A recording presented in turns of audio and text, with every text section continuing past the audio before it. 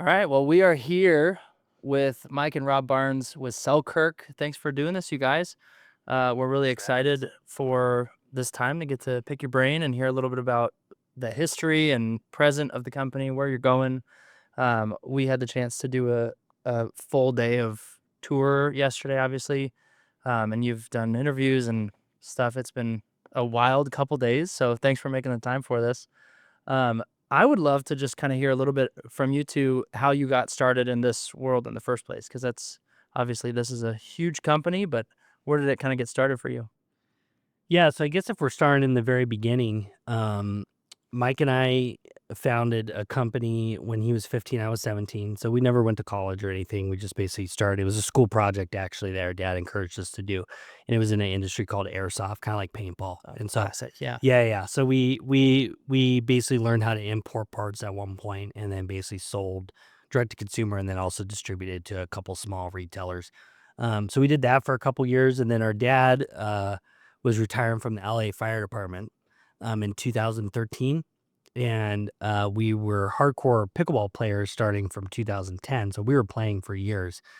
And we just all kind of talked and wanted to start a pickleball company that we felt like we could get behind and actually build high quality equipment. And we founded in 2014, all three of us and my father-in-law at the time too, who designed the logo and the brand name. Dang, Yeah. that's super cool. Man, so it's been 2014 to now. What we'd love to kind of pick your brain on is where sort of you're at now. If you can just kind of like lay out real quick what each of your responsibilities are at the company, just to kind of get an idea of what you more focus on. Sure. Yeah. So with the growth, we feel like we've changed the company and how we work in it every 2 years. And so when we first started, we had one employee essentially, and so now we're around, we're over 150, and so it changes a lot. But with it being a family company, what's great about that is we each have our own skills and areas that we focus. So I focus a lot on sort of any new initiatives. So I do a lot with on the tech side, sort of strategic initiatives, operations, and such, and then a lot with hiring as well. And then Rob focuses on the product. Yeah, and you do marketing too. Yeah, we both kind of do. We have a great CMO, but we kind of oversee just what the direction is with that. But yeah, I mostly focus on product. That's kind of where we do obviously just general management stuff through the day too. But like what I really enjoy is product. So I oversee the product teams in R&D, just making sure everything's kind of going in the right direction with that, and we're pushing everything forward. So That's yeah. super cool. Man, I feel like it's a big operation. Even just what we've seen, getting to see the labs tour and the manufacturing and how things are made. It's like walking through that warehouse. It's like, oh, this is like a Costco on steroids Yeah, that for warehouse is pickleball. pretty. um, I'm curious. I don't know why this was the first question that came to my mind, but I was like, you guys, we played yesterday. You're good at pickleball. I don't know if you know that. Um, I have two questions about that. As this has become your profession, obviously, in business, has your passion for pickleball waxed and waned over the years I mean, for playing we specific? still enjoy it, but we both have young families too, so it's just like when you're in it all day, it is hard to get out and play all the time. But we try to do it once a week. Yeah. Yeah. So yeah, it's like I'd say less about um reduction in passion and more about just a reduction in time available, right? So with family and the business and everything else. But I mean, every time we get out and play, it's a blast, and we wish we could play more. Yeah, we used to go to tournaments um back in the day where we would man a booth and play in the tournament. And it was always kind of hard to disconnect from work to actually just enjoy Yeah. playing. But like yeah, this is like yesterday was a blast, and being able to just go out and have fun. I mean, it's one of the best sports and highest participation in growing sports in the world for a reason. Yeah. I know I have 3 young kids, so I get the tension of that. Matt just neglects his family, so that's how he gets it done. Uh, sorry, Jamie. Um, that's super good. Okay, so one more question, kind of from where you're at, kind of looking backwards. Um, you guys have obviously been doing this for roughly 11 years. Um, if you could go back to that 2014 start, what would you change, or what advice might you give yourselves, kind of based on what you know now? It's hard to say. There's been so many. I mean, a lot of struggle and challenges over the time. So there's certainly a lot of specific advice we give, like don't do that, do this instead. But um, I think it just in general. No, yeah, yeah. Um, but I mean, I think in general, like we tend to be very focused on the next thing and just so maybe just being able to step back and enjoy where we're at and the growth and everything, and make sure our priorities are right, because it is. I mean, anybody that's run a business knows it's a struggle and there's a lot of challenges involved. It's good. Yeah, I think from my perspective, I know Mike's too. Like, obviously, everything's providential, so it's like kind of hard to go back and say like, oh, this is what you would have done differently, because obviously we're in the place God wants us to be.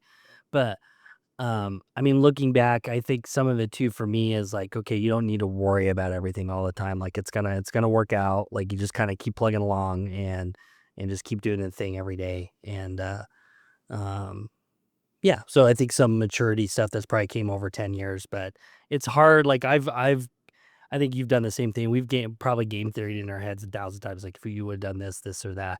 But then you kind of look at the things we did do. It's like, well, that was actually kind of perfect timing at that time. So, it's kind of hard to look back and see what you would change all the time. Yeah, that's good. So, Accept Bitcoin as payment in Yeah. 2014. so yeah. So we had Bitcoin at $300. We bought it at $300, and we sold it, I think, at 3. And we only had like 10 or not that many, but we sold it at $3,000. and put it in the business actually at the time. So it's like, even that, you're kind of like, man, if you would have kept, but it's like, obviously this investment's worked out. So To put it lightly. And here's another thing that I think is interesting is when people from the outside see Selkirk, they see you in Costco, they see you all over the place, which automatically equates to massive brand. Yeah. And you're privately held, so we can't go into specific numbers there. I'm going to make an assumption here and say it's in the 9-figure range, which is of substantial size for any company in any industry. So how have you been able to scale up to this massive brand, yet keep things still feeling like a family-run company, which it literally is, and have it not just be words, right? Like, we've been here, we've witnessed it. We've seen you guys, we've seen your dad helping out, cooking food for everyone. We saw him say grace last night before we ate. Like, how do you keep that as the center of this company, make sure that even as it scales, it is still a family run operation that has those values and you incorporate that throughout everything? How's that been for you guys? I mean, it's definitely a challenge, right? So we've been blessed that we have a really good team, but I think it's like, especially as we've added executives and certain people within the company, we just kind of really make clear up front who we are and what we tolerate and what we don't tolerate. And so I think because we've been direct with that and then we've followed through on those things, I think we've been able to kind of, and because we're privately owned, I think we've been able to kind of keep that. Now, keep in mind, we don't do everything perfect by any means, but I think we've been able to kind of keep that culture and protect it, and because we've been willing to kind of make hard decisions to do that when the times came. Again, not always perfectly, but yeah. So I think it's a lot of it's just hiring good people, but then also staying involved. Like as you grow, some people have this expectation that you should take a step back, let people have free reign. But if you do that, you see so many, and we've seen so many examples where things dive into chaos. And so you have to stay involved while also delegating, doing a lot with delegation. But delegation doesn't mean abdication. It doesn't mean you still have to hold people accountable to expectations. And we've been pretty focused on like technology, building processes and systems. And that's what people don't, for a company that's grown as fast as we have, we talk to people a lot. Like, you don't see a lot of examples of being able to do that without things diving into chaos. And so it's because we are fairly involved on the process side and the technology side to keep things running smoothly. Yeah. And I think we've been very blessed too that we've had certain people like kind of come into our lives at the exact right time when we needed them within the company too. So it's Like us, right? yeah. Yeah. This is going to take us to the next level. Exactly. Love it. I'm glad we're aligned on all. That's perfect. But that being said, we don't want this to be completely focused on the past and where you've been, but the context is great. Before we move into futuristic things and more about what we've kind of come out here for this, couple days event, Is there anything else that you would want people to know about your past, about your history, and about what you've done and how that might be propelling you forward into 2025 and beyond? Yeah, we don't focus on the past very much. Yeah. Actually. Yeah, but yeah, and it's we're always sort of on to the next thing, but it is interesting because there's a lot of people in pickleball that have been around for only 2 to 3 years, and so their perspective on the sport or even on us as a brand is sort of limited to those first 2 to 3 years. And I think one of the things we've done as a company is we've been effective at changing a lot, and so we've had to change how we work, our strategies every 2 years. It feels like we're running a different company every 2 years, and so there's been a lot of things we did early on that made a big difference. An example of that is just investing in performance products. Another example is like our lifetime warranty. That was something we did early on that sort of everybody in the industry was shocked, didn't understand how we could do that. But it's because we wanted to stand behind our product, and that's sort of been a legacy to our brand even to this day. So yeah, there's a lot of things with the history that we're always having to adapt to stay ahead, and who we compete with every 3 years changes. We're actually starting to see that change now. Like who are the big brands that we were competing against 2 years ago, I think is going to be different than in 2026. But part of that is like by not resting on our laurels and making sure we're staying ahead of it. And recently, a lot of that has been investing in R&D and building out a system where we can iterate quickly that you saw that allows us to come out with the next generation of technology.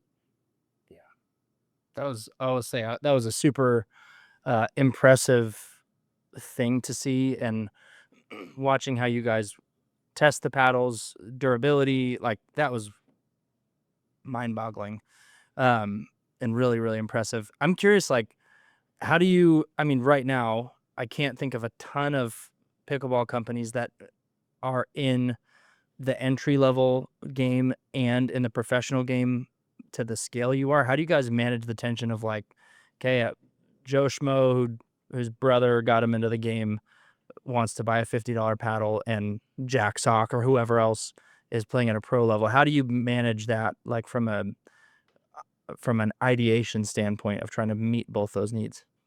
Yeah. So it's a great question. So that kind of goes into us doing the whole edit to amplify, right? So we've been really simplifying our product line in general and really diving into like where is Joe 3.5 in his journey, right? Or where's that individual that only wants to spend 80 or 150 or 200. So it's just having a good team that's willing to talk to the customer, understand where they're at, and then make sure that product is super mission focused on whose needs it's meeting.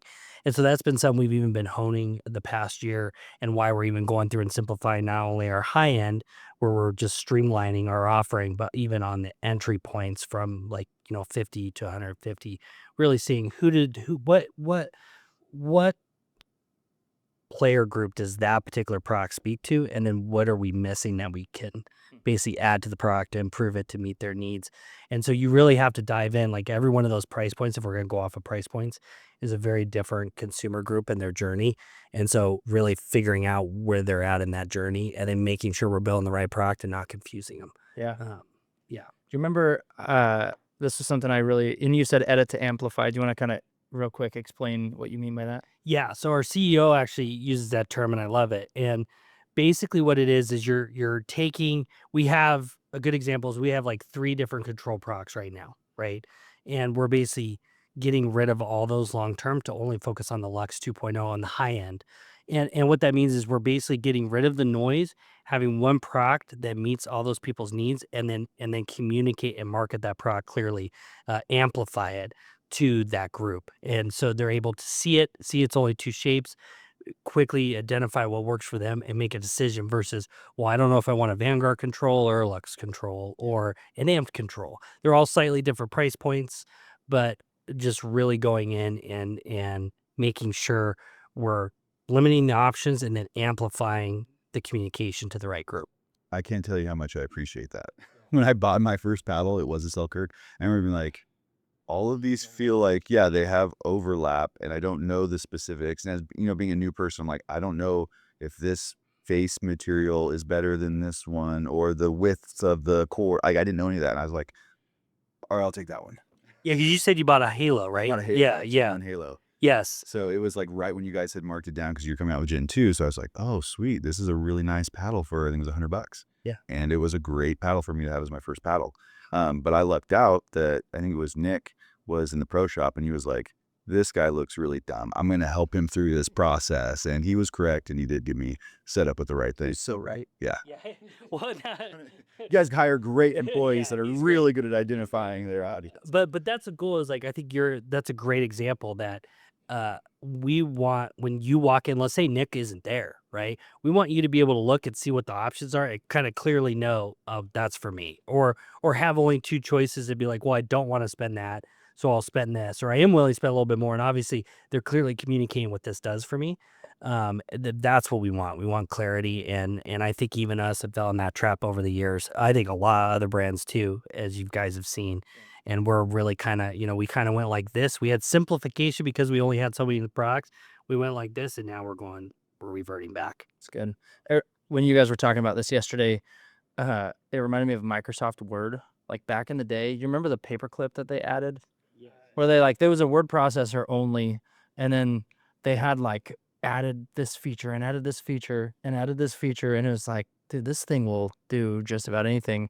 And then the paperclip came and saved the day. And it was just like, hey, it looks like you're trying to make a resume, dummy. I mean, Like, let me help with you. that paperclip actually confused me way more than anything. You also, Flo, we don't have to tie it back. I use lower than my duper. His duper is a 2.6, by the way. Yeah. Don't look it up, but yeah.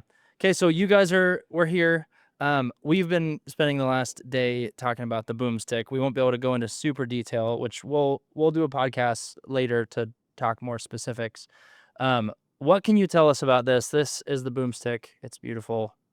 We got it in this case that looks like we're carrying a small gun, which is great. Yeah. It's Idaho, man. It's all Yeah, like another kind of BoomStik, I guess. Yeah, what can you guys tell us about this, and what are you excited for it? Yeah, so when this podcast's coming out, what we could talk about is this is basically the first start of kind of showing what our R&D capabilities can do at their fullest extent. So we're basically packing everything into this. We have some basic stuff is Infinigrit. You see those little red things on the side. We won't really go into those too much, but it's MOI. It just improves the play. And then we have a new foam core system, basically. And so and there's a lot more that goes into that. Details will come out. But really, the goal of this was, from a practical standpoint, was basically show off what we can do at the pinnacle of performance and have an ultimate power paddle. So this is living in labs as the BoomStik. It's going to stay in labs as the BoomStik, and over time continue to get iterated into BoomStik 2 and 3 over the years, and really kind of be a showcase, kind of like our Ferrari of what we can do from a performance standpoint, and be our ultimate power paddle within the Selkirk line. Yeah. And so it's kind of our answer to a lot of the power issues up to this point, where people were coming out with power paddles, but the way they became powerful was by breaking down and breaking. And so this is a power paddle that's consistent, is durable, and also has a large sweet spot. Yeah, and that's the funny thing about that analogy of being the Ferrari is there's not many people, if anybody, that uses a Ferrari as a daily driver, right? Ferraris aren't meant to go 200,000 miles like a Toyota Camry. So this, I'm assuming, is going to have that lifetime warranty potentially. All right. Yes. So you guys are saying this is a Ferrari with performance, but this is your Honda or Toyota when it comes to durability and how long you can use it. That's Exactly. pretty awesome.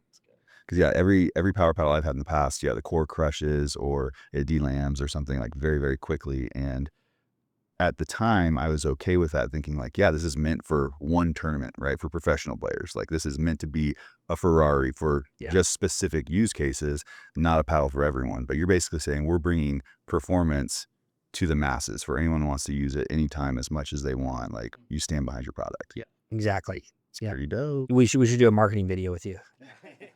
He does do this for a living, actually. Can you guys kind of speak to, I know on Reddit at least, the BoomStik was released or used in tournament, and it was like, man, this didn't stick, or, it didn't like survive the iterations that it was in. What's different that you can share about this that distinguishes it from that? Pretty much everything other than the name.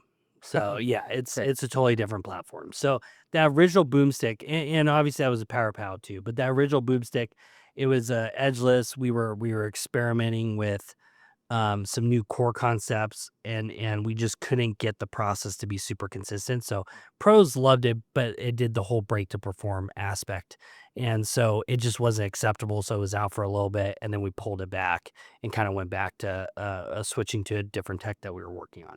So I will say we've got to play with it for a couple hours yesterday. My legs are so sore. It lives up to its name. This thing it was loud and it's very powerful. I was telling Matt earlier, I was like, I don't think I'm good enough yet to play with this because it's like as soon as I hit it, it's like, man, this thing is just rockets. It's crazy, but I liked it. Well, that's a guarantee. But for the my favorite part about it is I do love the sound. And again, I'm not going to go into too much detail there. It is loud, but it's like everyone else is like, how can we quiet it down? Because, you know, people don't want it. Like there's like sound ordinances. Yeah, neighbors, you guys are like, hold my beer, hold my water. And like we're going to make the loudest paddle possible. And it sounds good. Like it sounds real good, especially with me swinging 1,000,000 miles an hour and, you know, scratching balls. Oh, yeah. Like that was the goal. yeah, you guys nailed it. And is there something different? Like, is the sound just a consequence of the construction, or were you like, no, we need it louder? Like, did you do something to intentionally get it? There was some things we were able to do that kind of. So the thing is, at the end of the day, we were designing this for performance, right? But there was things we were able to do to kind of amplify that sound a little bit, or after effects of things we did that basically added the performance that also added to the sound. And so yeah, it was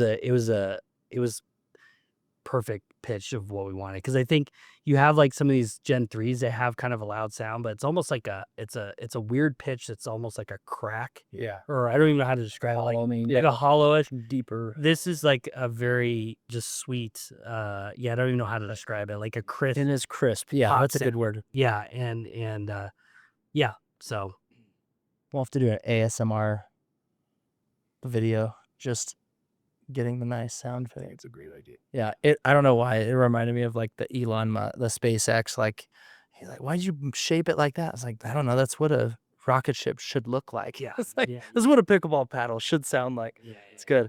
So let's fast forward a couple years, and then we're gonna do some rapid fire questions. If you guys are down for that.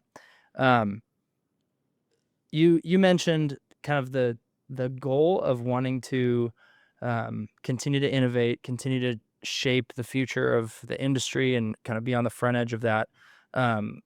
We've talked about paddles, and you've talked about simplifying the line a little bit to make it more clear, especially with the Selkirk line. What's the kind of your game plan for shoes that you can share for the balls? We've played locally, so pretty much everybody here uses the S1, which doesn't crack, but they don't always stay in shape, which I'm sure you guys have heard before. How are you kind of looking to innovate on the shoe side, on the ball side, on the other elements of the game? Yeah, so overall, we're wanting to build an overall ecosystem, right? So we want to be able to have a player come in at any part of their journey and be with the brand, right? So, and to us to be able to fully kind of accomplish that mission was we needed to do head to toe, and we felt that going into court shoes, we felt that there was just a lack of innovation and thought for the pickleball side on the court shoe side, and we felt that we could come in and kind of build a system to iterate super quickly. Because if you look at a lot of these brands like Nike, is they're planning 3 years in advance, right? And a lot of them, this is just a line item. They don't really care. They're not really putting their highest innovation. It's all about margin. And so we kind of wanted to come in as incumbents and be like, no, we want to think about this space differently. We want to also have performance, but aesthetics that actually like you could wear it normally and it's not going to look, it's going to be comfortable and not look weird. Like it's not meant to be worn off the court. Right. And so, and then also from there, really focus on mission specific shoes that do very specific things. And then speak to that customer that's looking for that thing and clearly communicate what it does so they can make a decision, same as the paddles. Because I mean, I'm sure you guys obviously do court shoes. I mean, you go to Nike and they're literally hitting every price point, slightly different aesthetic, but there's no real purpose except for a couple of their high echelon they can maybe explain. But it's like there's just no like clear communication what this does better for me versus this shoe. And so that's kind of, we wanted to take a totally different approach how we did shoes. So that's on the shoe side. So we're super excited about that. I mean, that's going to probably be our second largest category long term. And so we're putting a lot into innovating. So within the next 18 to 24 months, we're hoping that we kind of set a whole new standard on that side of things. That's cool. And then on the ball side, yeah, we obviously were able to figure out not cracking. We got great feedback on that. You know, it's a good hardness. We're working on tweaking the formula where we can have more of a consistent roundness, but also keep the integrity of the cracking. We're trying to brine it up a little bit too, and so we're working on the S2 variant, which will hopefully come out at some point. That will be kind of close to Franklin, but probably a little harder. We've actually done testing, trial runs, and 88% of all participants preferred ours over the Franklin, actually. So yeah, so that's pretty exciting. And then we're going to continue to probably innovate and do tour variants, and then also we're working on quiet balls instead of quiet paddles. So yeah, so the ball side we're pretty excited about, and we're learning a lot. Even though we're probably the second largest at this point next to Franklin. We want to take that crown, so we're working on investing on innovating. Balls are tough though, because it's like people get ingrained, and so it's a long haul business. Like it's a 5-year plan. Have you seen any Amazon data on balls being sold in the U.S.? Yes. Okay, I was Yeah, like, yeah. 'cause when you're saying shoes are going to be your second largest, I'm like, Franklin's selling a lot of balls on Amazon. They are. Yeah, they sell hundreds of thousands on there a month. But still, like, so if we could take the balls could be the largest if we could take the crown. Probably short term, it's shoes are probably gonna be our largest, and then balls will be kind of a slow burn. Okay. We're trying to do some major breakthroughs there too, but even the development side, we have a lot of patents filed, but the development side is just a lot longer on balls. Even though it's like you look at it's a stupid sphere, like it's very complex. And so we have people kind of working on that right now. And then the other category we're actually really excited about is bags too. So we're kind of going through using first principles and just overhauling the whole bag line as well. That will probably start showing next year. So yeah. That's cool. And in kind of related to this, I think this has been talked about before, but you guys were a little slow to jump into more of the power category with Gen 3 having kind of changed what power really means. And now you're coming in a big way, which is awesome. But it seems like that trend of power paddles was one that you weren't necessarily a big fan of initially, and maybe you're warming up to that, or maybe you still aren't. But what would you say are trends in pickleball that you are excited about, that you think are going the right direction, and what's a trend that you would still maybe not be a big fan of if you had to choose?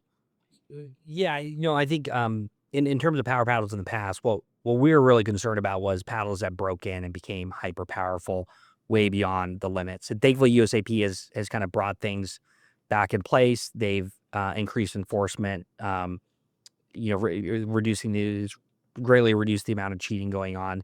And so there's a much better regulatory platform for us and consistency to where we can meet the power limits, but also do it in a way where the paddle is going to play consistent and not break in and become hyper powerful over time. And it's interesting, the Gen 3 technology, that was something that factories shopped around early on before anybody really launched a major Gen 3 product. And we got it, we tested it, and we just saw it was just it wasn't well made and broke down over time. And so we didn't invest in it. And other brands did jump in, we're all in on that technology. And so, we now have some Gen 3 constructions like the SOK era that gets you a similar play, similar feel, but is also very, very durable compared to other polypropylene Gen 3. And then, of course, with the BoomStik, doing that on a foam platform. In terms of trends we like, we do see people caring more about durability, both with the core and not wanting core crushing, but also with grit. So we've one of the innovations we've come up with over the last year is the Infinity Grit. I think we did over 1,000 iterations of that to get to it. It's a very, very complex, very difficult problem to solve. But it's 3x, it lasts 3 times longer at least as carbon fiber, raw carbon fiber. And so that's something that we see people caring more about, because we do have more expensive products, but it's because we invest more in the sport, in the community, in R&D, and also quality control and making the best of the best. So we're hopeful that people start caring more about durability and they want a product that doesn't break down in 3 to 6 months. And then in terms of other trends within the sport, I think the durability trend is one Yeah. we're seeing kind of take on, which I think that's good. Like people need to expect more from their products from a durability standpoint. And then I think also you had a trend on the power side where people were looking for the hyper kind of broken paddle, or even when Rhombus, some of these other brands were coming out with like hyper power paddles, but didn't have sweet spots, right? And so I think what we want to do when we say ultimate power paddle, like we obviously this thing can go, but we also wanted to build in controllability. Like you can actually use it. You can actually shape the ball. You can dink. It's a usable power paddle. So I think hopefully that trend kind of takes on where the consumer, at least hopefully our competitors don't do this, but the players prefer that and start realizing like, actually I want a well-rounded, I want a power paddle. I'm a, like Mike, I think even mentioned like a 3.5 that wants power that but can actually use this versus getting something that's just not very usable for them. So two things, not related at all, but in your guys' statements around Gen 3 technology, I believe you said that the manufacturers, like the over in China, Yeah. were shopping that around. So would you say the majority of paddle manufacturers or paddle brands are having their innovation driven by the factories in China versus themselves doing the R&D? And if that's true, is that what one of your guys' I guess unique opportunities here in North Idaho? Yeah, and when you mentioned shop around too, that was kind of like that was like mid last year, and they basically everyone was like trying to do their own variants, right? And so a lot of those factories were basically just sending the same thing to everybody, and then you start seeing them pop on the market, right? And um and so, yeah, I think that's the thing that's unique about us is, yes, most of these brands are having the factory come up with tech and then basically send it to them, and then they're testing it and then implementing it. And that's why you tend to see a lot of the same. A lot of it too is like there's only so much you can do with certain structures, right? Like there's only so much ways you can make like a Gen 3 style paddle. Um, so even though they're coming from different factories, there's just only so many ways you can implement things. But I think for us, that's the big thing is we're doing a lot of IP, and then we're basically driving either here or overseas, basically what we want implemented, how we want it implemented. I know I said I had two things, but I forgot what my second thing was. So Yeah, that's a really good question. Thank you. I like it. All right, couple just rapid fire if you guys are down for that, and then we'll call it. We really appreciate your time and Great. made so much great hospitality the last couple days. What's been in a couple words, your most productive failure so far as a company when it comes to innovation? Productive failure. It's supposed to be rapid fire, but yeah, no, it's a good question. I'm trying to think. Yeah, generally speaking, we try not to fail, but but there obviously are a lot of failures. Trying to think. I would say most productive failure that I think has been good for us is is the whole simplification thing. So it's not so much like an R&D failure, but more of a product, maybe possibly failure you could count, but just having too many options. Yeah. So kind of like seeing like, I think going through that journey for us really kind of emphasize that we needed to add clarity. Yeah. So Yeah, and I think in thinking about it more, there's been certain things that where we try to chase trends and it doesn't work out, and we sort of learn like, okay, we need to make sure we're building from first principles. So one example of that is people ask us like what our most popular paddle is, and our most popular paddle by far has been the Lux Control, even though that wasn't a paddle that got a lot of hype. And a paddle that got a ton of hype at the time that we launched it and was very innovative, and the pros loved it, was the 002. However, that is our worst selling paddle of all time. And so it was just kind of interesting to see the difference in hype versus reality.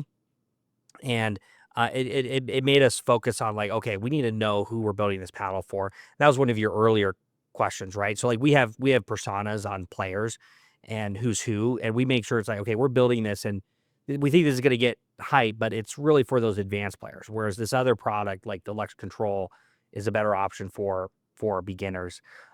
Thankfully, with some of the new product, we're actually able to appeal to a broader swath of personas. And then there's even things along those lines take pros, for example, where some of the pros that we got the most congratulations for when we signed them were actually some of our worst signings. So like everybody was like, oh, it's so great that you signed them. They're going to be so good. Usually it's because they just beat someone very good. But then like those are the ones we regret the most. And so that's even now with our pro program, like we're really focusing on undiscovered talent and finding people before they hit. And we tend to be contrarians in general. So where some of our most productive failures, I think, are when we try to do what everybody else is doing. We realize, okay, no, we have to do this from first principles instead. That's good. And I'll say, like, the Lux was my first paddle. Yeah. Used it for a long time. Then I got the second one, and I liked that a lot. And I'm using the Era now. But yeah, that was a great one that surprised me. All right, in one word, what is the most overrated paddle feature that you guys see? Overrated paddle. Give us some ideas. I'm trying to think of. For instance, some might say slice cap. I was there. That's the yeah. That's funny. That I was thinking slice cap. Yeah. Because the weight, it doesn't do what you think, people. It just doesn't. I'm sorry. Like it's not. Yeah. It's good. Anything come to mind for you? I think raw carbon fiber, actually. Like, Interesting. yeah, I mean, it's been a great product, but people assume that it's best. And I think with Infinity Grid and in general, a couple years from now, raw carbon fiber is not going to be what you want. At least not in its current form. Yeah. And there are some things you can do the things we're working on, but in its current form, the current surfaces are not going to be around in 2 years in the top tier products. Yeah, that's fair. In one word, where do you see the future of pickleball in, let's say, 5 years? I think in 5 years, pickleball is going to go from being primarily a U.S. sport to a global sport. And so you're going to see that with, for example, pro talent. 5 years from now, talent internationally, especially from Asia. They have a lot of great table tennis players, and we think that might even translate over to pickleball better than tennis does. It's gonna make a big difference to the pro scene. Even just us as a company, we're having to work on that global transition, and that's a much different operating model than trying to manage everything from the U.S. It's good. You got anything that come to mind? One. I think that was And maybe IP. Well, yeah. So I think from a product standpoint, I think IP is going to be huge. So that we literally have a patent attorney in house. That's all he does all day, and I think too you're going to see paddles probably go more edgeless. Actually, I think you're seeing kind of you said I think you're seeing this transition where we had a lot of edges. We're going more to edge, but I think you're going to see that go back again. Because we're a better platform. It's a better platform, and you can do more if you crack the code, you could do more from a weight perspective. I think we just haven't seen edgeless other than a control product. But in the power segment, I don't think we've seen what you could do with edgeless, and I think we're going to kind of prove. I think we're going to change some perceptions on what that can do. So, Got a broader one. This is gonna be hard, I think. So I'm not gonna do one word, but what would you guys say? They have. No, That's true. It's so hard to answer. So yes or no. That's well. so homeschool of you guys. Like, no, we do our own thing, y'all. We're not. Stop beating your wife. It's like That was a child. Well, the answer is yes for me, but no, entrapment.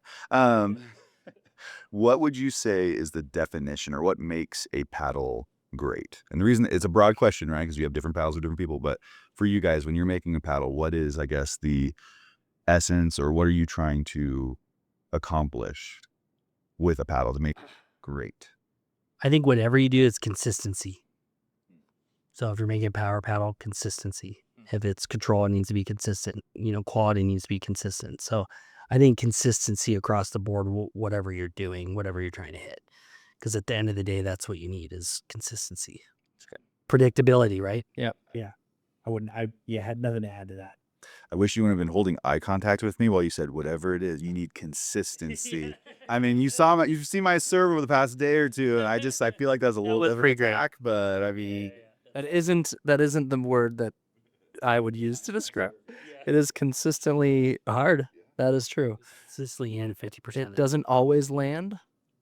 It just eventually just hovers over the ground. All right, what's your guys' current main go-to paddle for each of you playing? Probably the BoomStik right now. I tend to be more of an all-court player, probably leaning you in control. And so our new all-court, which won't be till Q4, is probably my go-to. But yeah, for now, what we're making, I would say that it's gonna stick. Yeah, the same for me. So tend to be more of a control player, but the BoomStik is the first power paddle that is really usable and really enjoy playing. It's just a lot of fun to play with. But we're coming out with an all court option Q4, and that's probably what I'll main long term. It's good. I haven't seen it or played with it or know anything about it, but Yeah. I'm pumped for that. It's a very different prog. So like, if you're wanting this, it's like it fits in a totally different segment. But It's cool. Yeah, it was funny. Like I said, I had a Lux, went to the Lux 2, and now I'm playing with an Era. And so when we were playing with these, it was like, well, I was like, I feel like the Era is like just right sweet for me. It might be a little extra power than I need, but when we was playing with this, I was like, this is the most powerful paddle I've ever hit. yeah. And I was like, holy cow. So I'm more of an all court like hybrid player, and I played a lot of ping pong. So I'm Okay. yeah, it's like the tennis ground strokes, I struggle the most. But anyway, anything else you want to add, ask, take away?